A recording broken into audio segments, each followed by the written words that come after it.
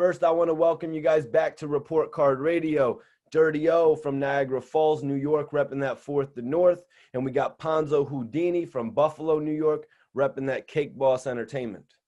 Yeah, Cake Boss life, you heard? Welcome back, guys. You know, guys, I want to welcome you back. We're on the eve of the release of your new project, Dope Boy Secrets. I just want to ask the both of you, what made you guys want to do a project with Dark Low? I'll let you start that, bro.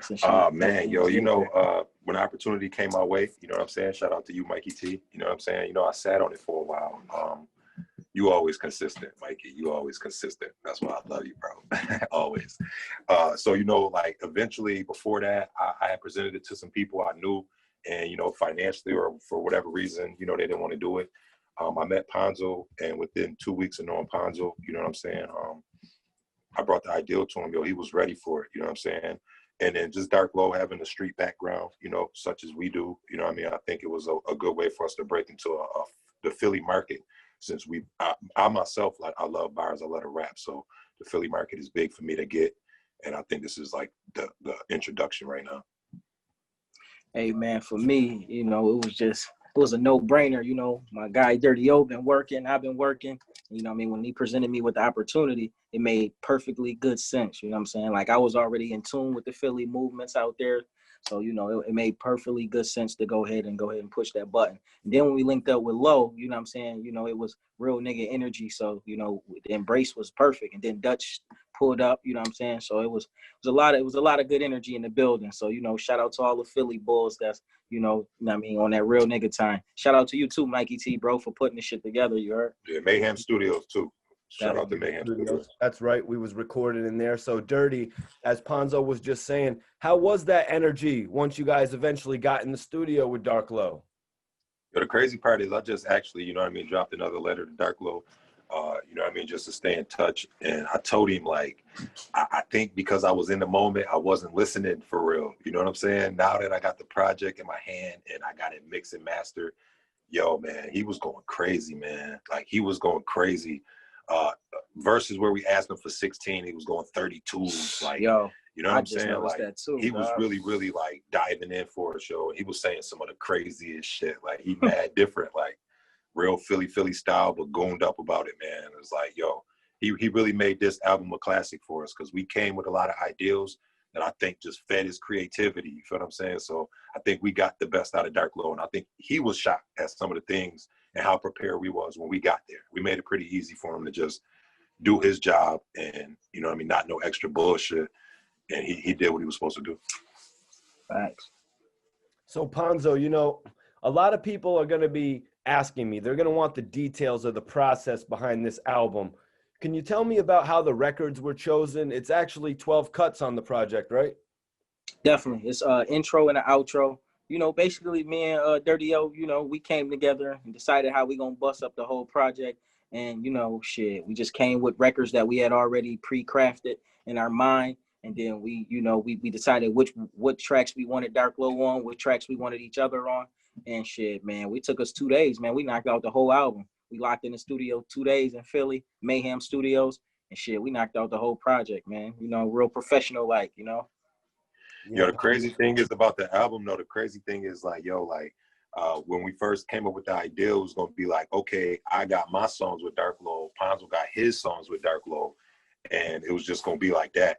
But then after, like, hearing each other ideals and the hooks and shit we had, we like, yo, fuck it, we got to basically just share the whole album. Man, I'm like, yo, I got to get on that. That Matrix joint, crazy. Yeah. Matrix, fire. Shout out to my boy Coach. So the ideals on the album actually evolved as we did in our own relationship. We was getting to know each other in this process of traveling around, making music. So it was like, it helped us build a good relationship. And it's going to show in the music too.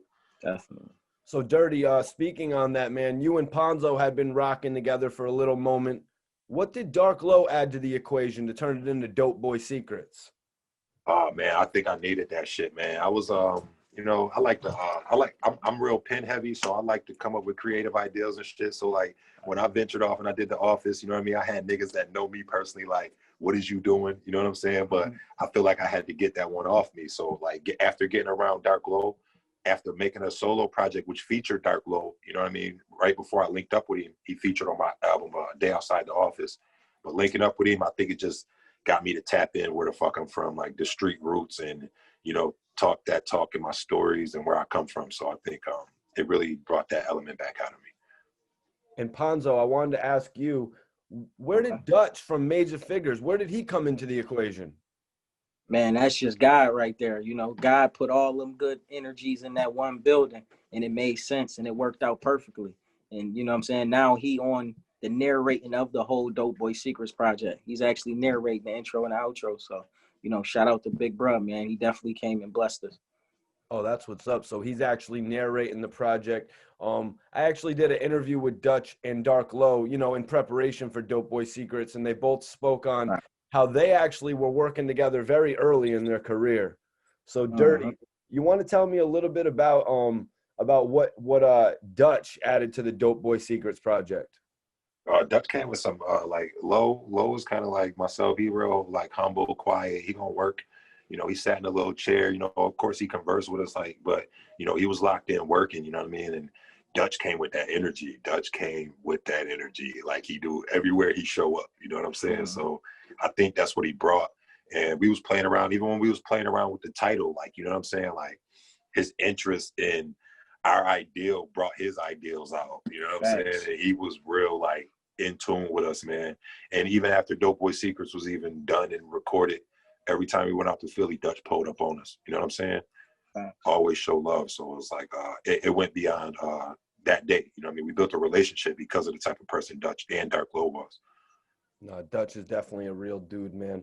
You know, guys, I want to bring it to you. I got to ask you guys, Ponzo and Dirty, what were your thoughts when Dark Low was arrested for witness tampering as OBH were going through their trial? Man, I ain't gonna hold you, bro. It shocked me like, damn, bro, like this fucked up. I mean, it's never a good time to go to jail or get locked up, bro. And it was like, damn, man, like he was on his way, like bro was out of here. So it was like when that shit happened, I just felt like damn for a situation because I seen where his career was about to go. And plus we had just locked in with this project and we was about to drop it at that time. So it was like it actually halted the project a little bit, but it actually worked out for us in the better because we was able to build our relationships more. We was able to actually get our own personal careers to another level. Like, you know what I mean? From when we first recorded it, man, our shit is crazy right now. Our shit taking off even crazier. So now when Dope Boy Secrets drop and we collectively coming together, it's going to make good, perfect sense. But definitely felt, you know what I mean, some type of way when that shit happened to bro because he was out of here for sure. How about I think it was just a good moment for us to understand like music in the industry is one part of like the game, but real life is different. Like, you know what I'm saying? Both of us, me and Ponzo, come from street backgrounds. We know what it's like to have people catch federal indictments and face federal trials. Like, you know what I'm saying? We know what come with that. So even though the requirements that wasn't met in the like the initial deal with us, we still got to speak on that because that's something that's minor compared to what's going on with him. You know what I'm saying? Sure. So basically, it's just like, you know, we just took that into account, man, and we still rep for that man. Like, you know what I'm saying? Like he was out, you know what I'm saying? And we're going to continue to do that. That's why we're trying to make this project big. This ain't something for our city, man. This is something like for the world. Like, and it's 10 verses from Dark Low nobody ever heard. You know what I'm saying? We recorded this almost a year ago, and it's going to sound like we recorded this last week. Not for sure. It's really that relevant. You know what I mean? So in saying that, guys, how much of an effect has Dark Low's incarceration actually had on the project? It's a gift and a curse, you know what I'm saying? Like, don't nobody want to be locked up and definitely don't want to see the bro in that situation that he in. But, you know, it came with a lot of media press and shit. And, you know, people that already knew the project was in the works, they, you know, hitting us up like, yo, when this joint dropping? We see the bro going through his shit. Is y'all still dropping the project? What's going on? So, you know, it comes with the gift and the curse, but, you know, like I said, I'd much rather have the bro out here with us, you know what I'm saying, pushing this shit, you know what I mean, him pursuing his career and shit instead of, you know what I mean, him dealing with the bullshit he dealing with. But, you know what I mean, praise to the Lord that everything worked out for my guy. Yeah, for me, the only thing I think it's affecting is like maybe the visual side of things. You know what I mean? Like if he was home, we would definitely be locked in with him somewhere trying to get videos done. You know what I mean? And giving visuals to some of these dope ass songs we made. Like, you know what I'm saying? Right. And of course, I know he would probably be more involved with getting it to where, you know, people in higher areas will hear about it faster if he was home, you know what I mean, helping us out with it. But man, you know what I mean, we two grinders, man. We two niggas from the street. We know what the hustle is like. We know what it's like to lose the boss. You know what I'm saying? We know what it's like to become the boss. So man, we gonna do this shit like he home until he get home. You feel me? Facts, man. I think it's going to be great. You know, there's a lot of people out there waiting on new Dark Low material. They wait verse to verse. So for them to get 10 verses on this Dope Boy Secrets project, I think everyone's going to be really into that. Yeah, that's fire, man. That boy talking crazy. Right. My guy talking crazy on there. Real spicy.